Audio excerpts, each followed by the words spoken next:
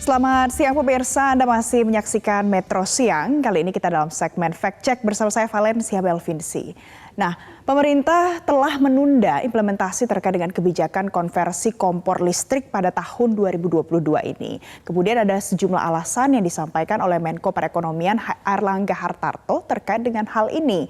Sebenarnya apa yang disampaikan oleh Airlangga dan kemudian apa sebenarnya alasan sampai harus konversi kompor listrik ini terpaksa ditunda implementasinya di tahun ini? Kita akan dengarkan cuplikan yang disampaikan oleh Airlangga berikut ini. Pemerintah belum memutuskan terkait program konversi kompor LPG 3 kilo menjadi kompor listrik industri. Namun dapat dipastikan bahwa program ini tidak akan diberlakukan di tahun 2022. Sampai saat ini pembahasan anggaran dengan DPR terkait dengan program tersebut belum dibicarakan dan tentunya belum disetujui. Program kompor listrik induksi ini masih merupakan uji coba atau prototipe sebanyak 2.000 unit dari rencana 300.000 unit yang akan dilaksanakan di Bali dan di Solo. Nah, pemirsa, dari apa yang telah disampaikan oleh Menko Perekonomian, saya rangkumkan untuk Anda apa sebenarnya alasan penundaan ini terpaksa dilakukan oleh pemerintah. Pertama, nantinya sudah pasti tidak akan diberlakukan di tahun 2022 yang mungkin sisa beberapa bulan lagi akan berganti tahun. Kemudian yang kedua, masih perlu ada hitung-hitung lebih lanjut terkait dengan biaya dan juga resiko. Karena pada saat implementasi ini akan dilakukan tentu tidak sedikit yang akan melakukan konversi dari kompor berbasis misalnya LPG menuju ke yang berbasis energi baru dan terbarukan yakni kompor listrik. Yang ketiga, anggaran belum dibicarakan dan belum disetujui oleh DPR. Ini yang disampaikan oleh Airlangga Hartarto sebelumnya. Dan yang terakhir adalah masih diperlukan sosialisasi yang lebih masif lagi kepada masyarakat supaya tentu pada saat implementasi masyarakat lebih mengerti apa tujuannya dan bagaimana cara menggunakan kompor listrik ini. Selanjutnya kita lihat lagi pemirsa, sebenarnya siapa target dari apa yang sudah diwacanakan oleh pemerintah ini dan sudah ada uji cobanya. Targetnya adalah, ternyata kita lihat di sini target dari wacana konversi kompor listrik. Ya, jadi yang pertama targetnya adalah konversi 15,3 juta pelanggan akan menghemat APBN.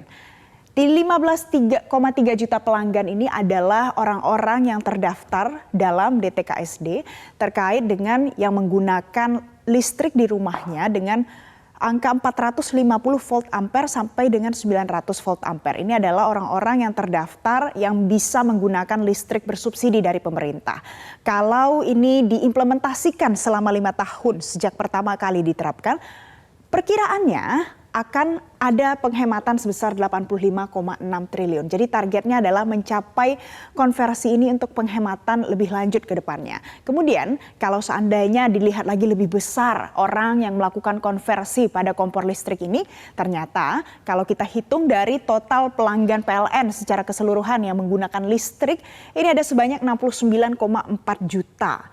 Yang menggunakan LPG 3 kg kemudian beralih menggunakan kompor listrik, maka dalam jangka waktu yang 5 tahun ke depannya juga bisa jadi ini akan menghemat belanja impor LPG bahkan sampai dengan nominal 44 triliun per tahunnya. Jadi ini merupakan target-target yang mungkin bisa dicapai jika konversi kompor listrik ini sudah dilakukan dalam kurun waktu 5 tahun.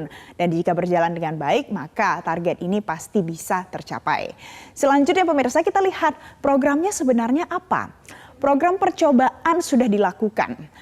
Konversi kompor listrik ini nantinya semua rumah tangga miskin yang terdaftar akan menerima satu paket kompor listrik. Nilai per paketnya adalah 1,8 juta, tapi ada juga yang menyatakan dengan beberapa tambahan nanti bisa jadi kurang lebih 2 juta rupiah untuk satu paket.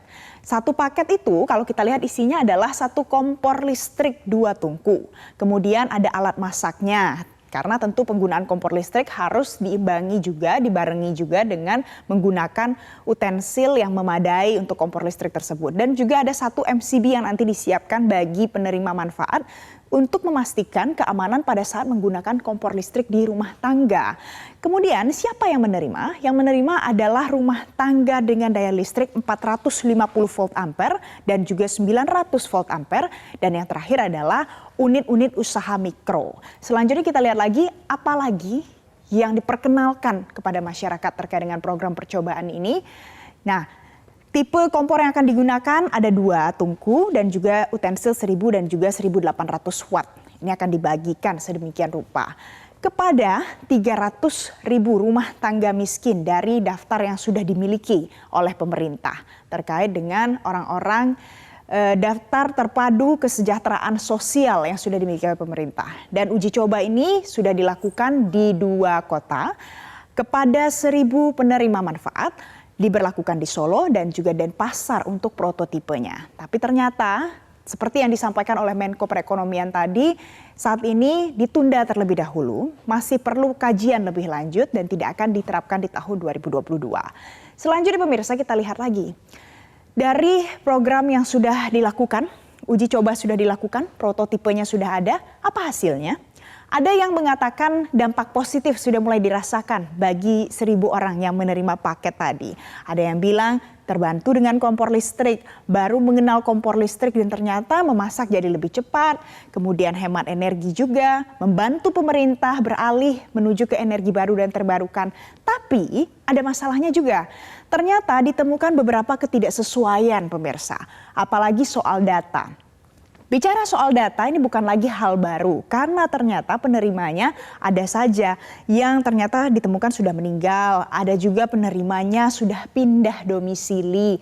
Jadi memang dari uji coba yang sudah dilakukan betul masih perlu ternyata evaluasi lebih lanjut lagi. Kalau kita lihat apa urgensi dari program yang diwacanakan pemerintah ini, tentu salah satunya adalah untuk membantu ketahanan energi nasional dan yang kedua adalah tentu untuk mengurangi emisi gas rumah kaca dengan pemanfaatan listrik secara efisien. Nah pemirsa, dari apa yang sudah diwacanakan oleh pemerintah dan ternyata sudah ada keputusan penundaan implementasi, kita percaya nantinya apapun keputusannya pasti ditujukan kepada masyarakat demi kebaikan bersama dan demi kesejahteraan masyarakat Indonesia. Demikian fact check hari ini, Abdi, saya kembalikan ke Anda.